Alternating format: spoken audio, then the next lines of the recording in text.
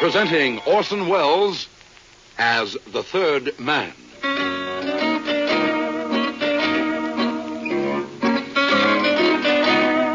The Lives of Harry Lime. The fabulous stories of the immortal character, originally created in the motion picture The Third Man, with zither music by Anton Karas.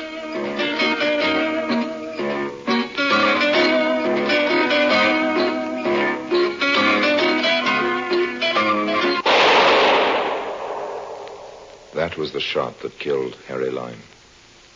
He died in a sewer beneath Vienna, as those of you know who saw the movie The Third Man. Yes, that was the end of Harry Lime. But it was not the beginning. Harry Lime had many lives, and I can recount all of them. How do I know? It's very simple. Because my name is Harry Lime.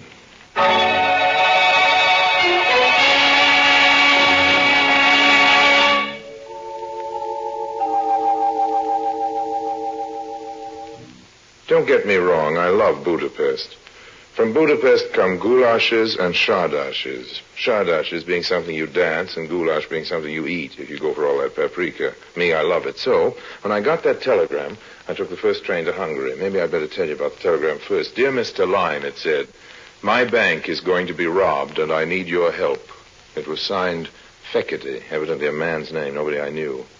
I knew all about bank robberies, however, and I was dying to help. Besides, as I say, I love paprika. So I started packing right away.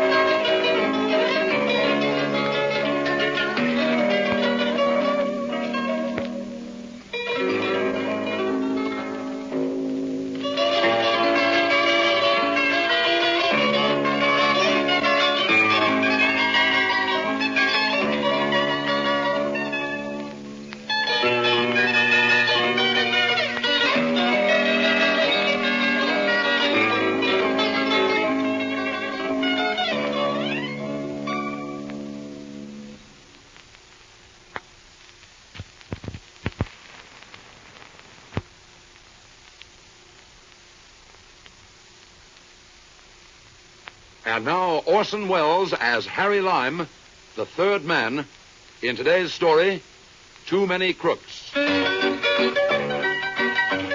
Before calling at the bank, I stopped at a cute little flower shop I happened to notice across the way. Good morning.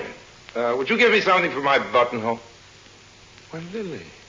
Lily, what are you doing here? We have some very pretty pink Oh, gardenias. come on, Lily. Don't tell me you don't remember me. And how are all the Corellis? The who? Don't give me that, Lily. My name is Lulu. Well, it used to be Lily, and you used to be a blonde. And the Corellis, as you know perfectly well, because you used to work for them, are the best bank robbers in Central Europe. Well, what about it, honey?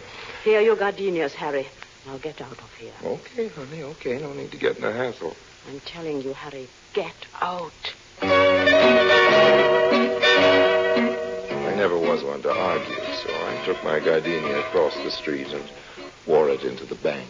Mr. Fekete will see Mr. Harry Lime. You can go in now, Mr. Lime. Oh, thank you. Mr. Fekete will see you. Yes, that's what I gathered. This way, please. And, Thank you. Oh, Mr. Lime, Yes. will you please extinguish your cigarette? Mr. Fekete does not approve of smoking. Thanks. I'll bear that in mind. Mr. Lime. Come in and shut the door. There's a date. Do you mind if I sit down, Mr. Fekete, or is there a rule against that? Sit down. You're a very impertinent young man, but I don't mind that. I'm an impertinent older man. We ought to get along together very nicely. What's your proposition, Mr. Fekete? Yeah. What do you mean? Just what I said. What's your proposition? Listen to me, Lime. I don't make propositions. I consider them. Have it your own way, Fekete. I'm a big boy now, and I'm not so easily impressed. What do you mean, impressed? All this big desk, double secretary, Mr. Fekete will see you now. Mr. Fekete doesn't approve of smoking, busy executive hoopla. May go down very well with the bumpkins who give you their money to invest. It doesn't mean a thing to me. You sent for me, didn't you? I crossed 3 national borders to get here and lost a lot of time, so don't ask me what's my proposition. What's yours, Mr. Fekete? Very good indeed. You're just the man I hoped you were. Have a cigar. Wouldn't that be breaking the rules? I make the rules, Mr. Lime, and I don't like cheap tobacco smoke. Nor do I enjoy being forced to distribute these very costly custom-made Havanas to every, or what is it you call them, bumpkin, who comes into my office. I think you'll enjoy these. Thanks. Light? Thanks. Good. Now that we're a little more at ease, suppose you tell me something about yourself. Why? What do you mean, why? I wish you'd stop asking me what I mean by everything I say, Feckerty. I said why, and I meant why. You put private detectives on my trail. You found me. You made me a very substantial down payment on services to be rendered. And now, when I get here, you want me to tell you about myself. That's just plain silly, old man. It's obvious that if you went to all that trouble and expense to get me here, you knew about me already. I'm the one to ask the questions, not you. Better and better. Mr. Lime, if you were just a little less notorious as a crook, I'd offer you a vice presidency in my bank. I forgive the insult, Mr. Feckerty.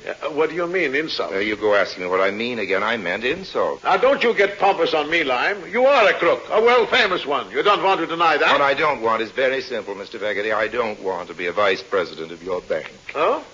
Oh, I follow you now. Don't worry, Lime. Right. I promised you $20,000. That's right. Or its equivalent in Hungarian pesos. Oh, wait a minute. And you'll get it without having to serve as an officer of this You bank. promised me $20,000, old man. There weren't any gimmicks in the agreement about the joke money you folks pass off on each other locally. I know. I carry my own microscope for reading the fine type. Very well, very well. $20,000 it is. Don't you want to know what I expect you to do for it? Mr. Feckerty, you keep making me repeat myself. I told you before that I'm a big boy now.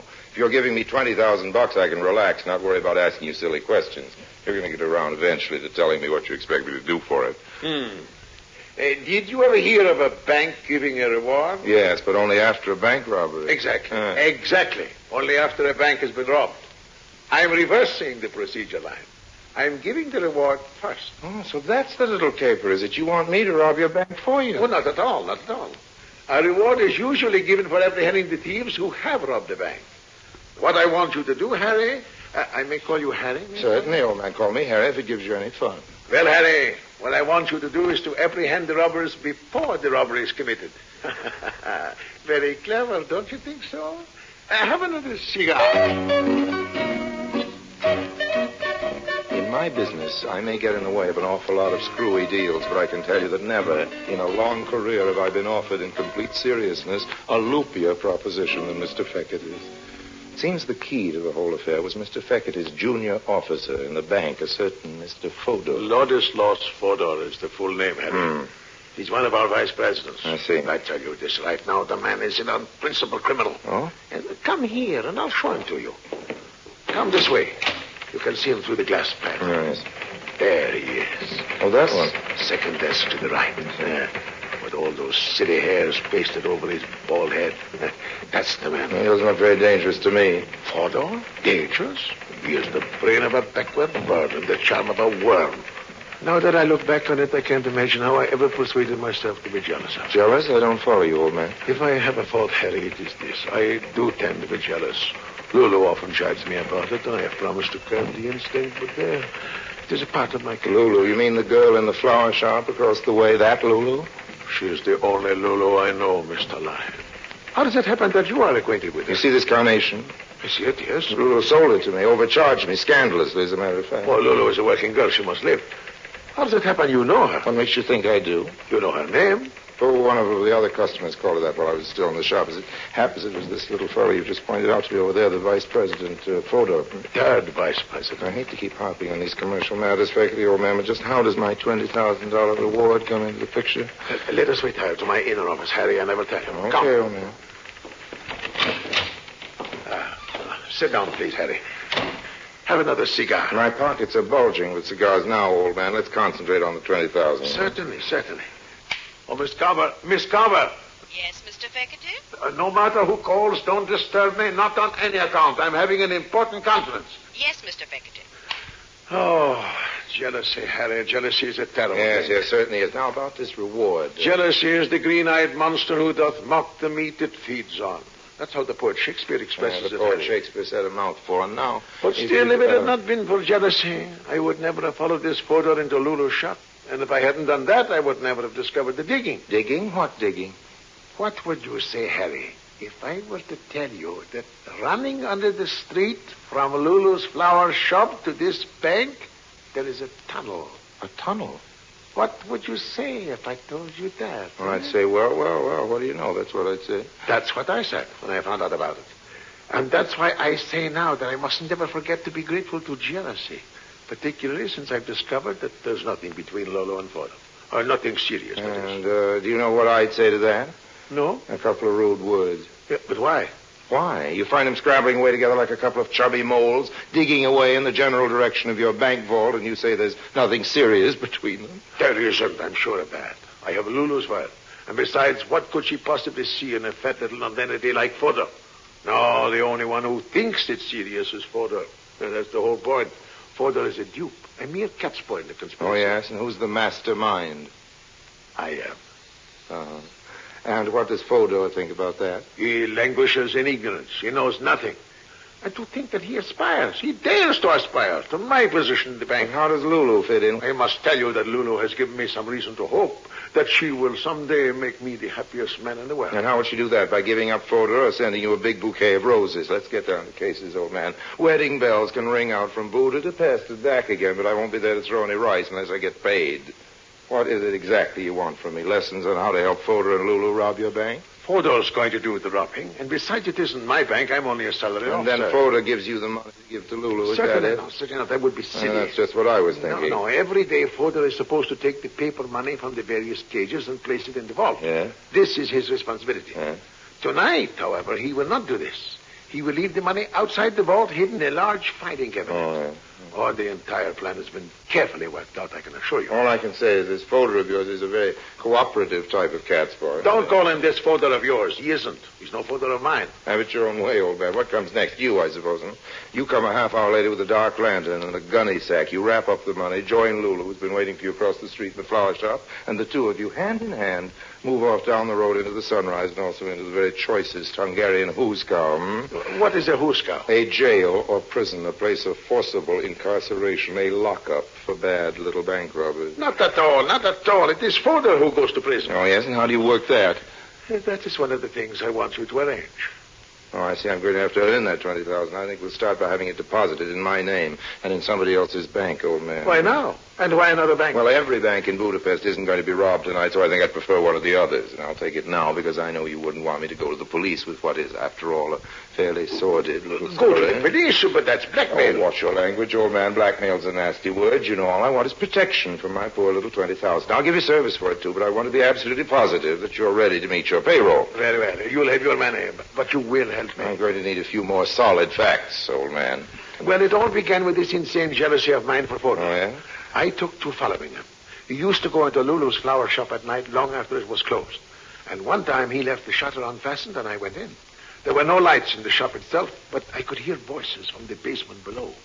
I opened the trap door very carefully so as not to be heard. And what do you think I saw? You saw Lulu, Fodor, and 3 men all hard at work digging a tunnel. Yeah. How did you know? I didn't, I guess. After all, you told me there was a tunnel. But the 3 men, how did you know about them? Still guessing. It's pretty obvious that Mr. Fodor and Lulu couldn't dig much of a hole without getting some help. Tell me this. It was Lulu who persuaded you to call me in on this deal, wasn't it? How did you know that? Still just guessing, old man, just guessing. Now, let me guess on for a minute and stop me when I'm wrong. When you saw what Lulu and Fodor were doing, you went home and brooded for a while, and then a few days afterwards, you confronted her. It was the next day. Oh, okay, it was the next day. And Lulu admitted she was planning to rob the bank, but said she was just using Fodor, and you were the only one she really cared about. And if you joined the party, it's you she'd run off with, leaving Mr. Fodor holding the bag. An empty bag. How am I doing? Oh, you're a clever man. Sure I am. That's why Lulu had you send for me. You see, the idea is that Fodor will hide the money outside the vault and leave. Then, according to the arrangement, as he understands it, Lulu will come through the tunnel at night with her helpers and take the money back under the street through the tunnel. Who did she tell Fodor these helpers were? She said one of them is her brother and the other 2 are cousins. And what did she tell you? That's what she told me. Why? Well, nothing, old man. Nothing at all. Just give me one more guess, Oh, go ahead. After Fodor leaves the money, what you do is crawl back through the tunnel with a sack of currency clenched in your teeth. But no, that wouldn't make any sense, would it? You'd run into a couple of brothers crawling in the opposite direction. I'm not to have anything to do with the tunnel. Oh. You see, Fodor leaves the money out just before closing time. That way, he's implicated, and we have a scapegoat. So there's nothing to stop me from letting myself in with my key at night and walking away with the money. Who could suspect me? It's a perfect crime, Harry. Wouldn't you say so? Yes, it's quite a crime if you look at it in one way. But tell me about the brothers. What are they supposed to think about all this? Oh, they don't know about it. Lulu hasn't told them. But the news will reach them eventually, and what then? They must be implicated somehow, along with Fodor. But I must be protected, and Lulu. That's what you're here for, Harry. Have another cigar.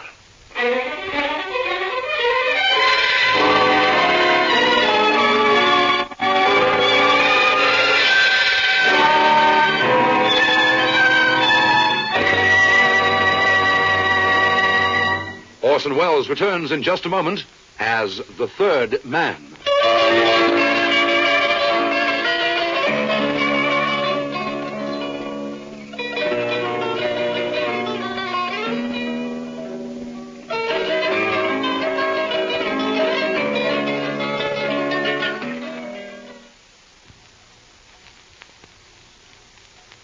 And now, Orson Welles as the third man continues with today's story, Too Many Crooks. Naturally, the first thing I did after making my farewells to Mr. Feckerty was to go across the street and pay a call on Lulu. Harry, Yeah? listen to me carefully. I'm listening, honey. There's a little cafe on the hill above the old city. You know the place? There's a gold rooster on the roof. Well, what about it? Go there and wait for me. You never can tell when Fodor Feckerty will be bursting in here. They keep jumping across the street to check up on each other and buying geraniums. Go to the cafe and I'll be with you as soon as I can close up here. What about the boys below? Oh, what do you mean? The construction crew, the Corellis. Oh, Feckerty told you about the Corellis? I would have found out anyway, Lily. Lulu. Okay, what happens to them if you shut up the store? Isn't there a way out? No, but there won't be finished work before I'm back. And besides, what they don't know won't hurt them. Lily, or rather Lulu, it looks to me as though just about everybody around here is due to be hurt by what they don't know.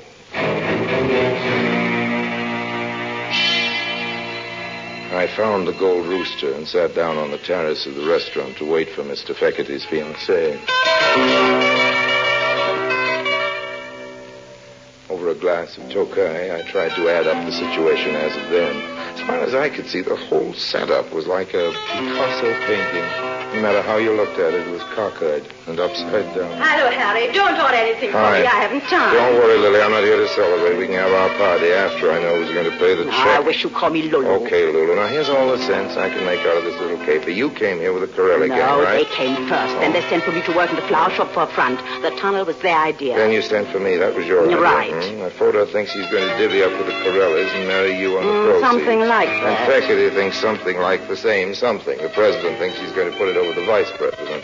What about the construction crew? You mean Walter and the Yes, others? the Corellis, the original burglars. What are they going to get out of this? According to Feckerty, it's going to be the old double-cross, but if I know you, Feckerty's in for the same gentle treatment. Harry, why should anybody get anything out of this except... Okay, Lily, okay. Book a couple of spaces for us on the first milk train out of Budapest, but be sure to get reservations on the bulletproof car.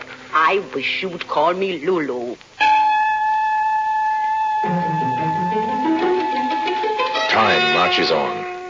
A lot of trusting Hungarian depositors line up at the bank, leave their hard-earned pengos at the impressive-looking gilt cages for what they fondly believe is safekeeping, and hurry home to have their evening plate of goulash. Closing time comes and goes. Feckerty doesn't leave. He just pretends to, and stays skulking in his office. Meanwhile, Fodor takes the big packages of pengos, which, as you know, is Hungarian for money, dutifully to the door of the vault. He slams the vault loudly, this being for the benefit of the janitor, who is deaf anyway and doesn't hear, and quickly stows the loot in the empty filing cabinet which he has thoughtfully left nearby for just this purpose. He then goes home and passes a very restless night.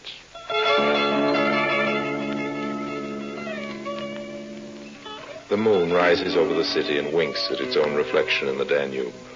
A lot of good Hungarians are in their beds. The others are all in a nightclub called the Arizona dancing a Shardash. They do not come into this story, so we'll leave them dancing. Down onto the street, the Corellis, those adept bank robbers, continue to dig. They are putting the finishing touches on their tunnel, and we will not listen in on them because their conversation is very vulgar indeed. In his luxurious office, Mr. Feckerty sits biting his nails and dreaming of a long West Indian cruise with Lulu in an adjoining deck chair.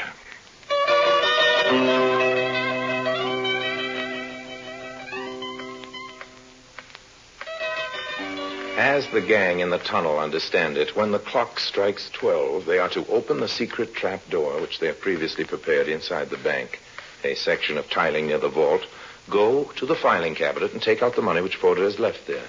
thus eliminating the noise and inconvenience of breaking into the vault, and, first closing the loose tile after themselves, scuttle back with the loot under the street into the flower shop, out into the night, and as far away from Hungary as possible. As I say, that's the way the gang in the tunnel understand it. This is also the arrangement as Mr. Fodor understands it, with a trifling difference, that he expects Lulu to stop by for him with his share of the profits. Like Mr. Fekete, he is biting his nails and dreaming of tropical cruises. And what of Lulu? What of Lulu, indeed? It is Lulu's little plan to foozle everybody, Corelli, Fodor, and Fekete. She's led them all on to just this point. It is the point of departure. Lulu's departure. Lulu and all those neatly wrapped packages of pingos. The trouble is, it's all just a little bit too much for one little girl to handle alone, so Harry Lime's been sent for. Harry is supposed to assist at the general foozling of one and all, and then, in due time, of course, he's to be foozled as well. Lulu will send Harry off to mail a postcard, and when he gets back, Lulu will have continued her travels alone, with nothing to keep her company but the loot. That, as I say, is the way Lulu understands it. The clock, high in the steeple of San Stefano, strikes 12. This is the signal. Mr. Corelli, that celebrated expert, with his two able assistants, starts toward the bank. The tunnel was not built for comfort, and the going on hands and feet is a trifle rough. There's a bit of genteel cursing, but hearts are high.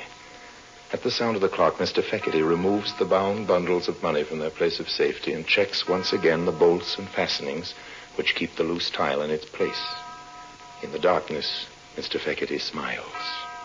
He is satisfied that, contrary to the Corelli's expectations, the bank end of the tunnel is firmly and irrevocably closed.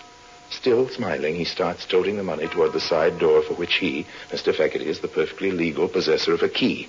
On the outside, Lulu, with a high-speed car, is supposed to be waiting for him.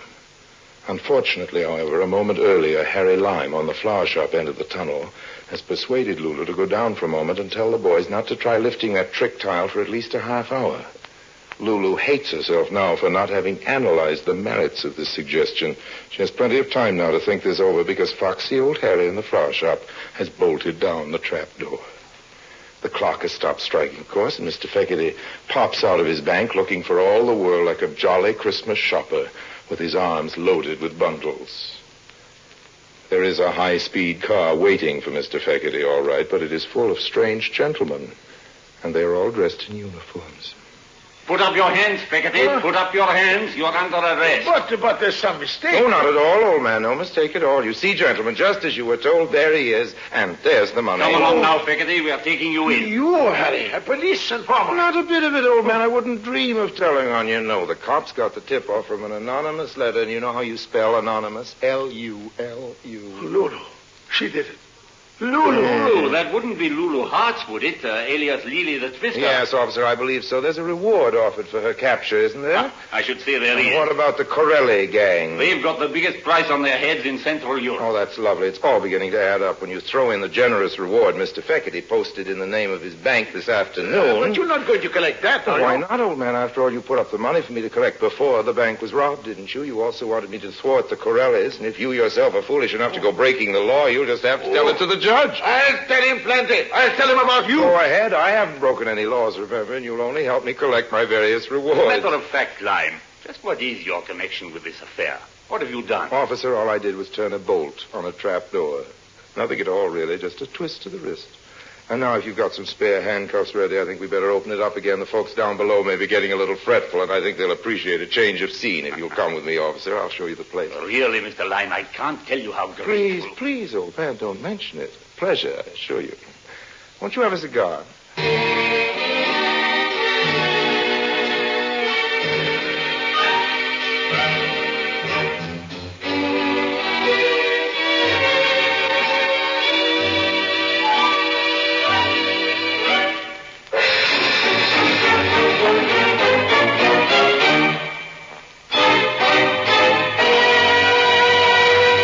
Harry Lime returns in just a moment. And now, Harry Lime.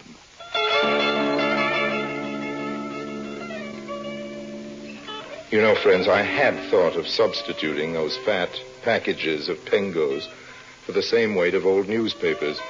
But the rate of exchange wasn't so good on the Pengo just then, so I resisted the temptation. After all, as Mother always said, too many crooks spoil the goulash.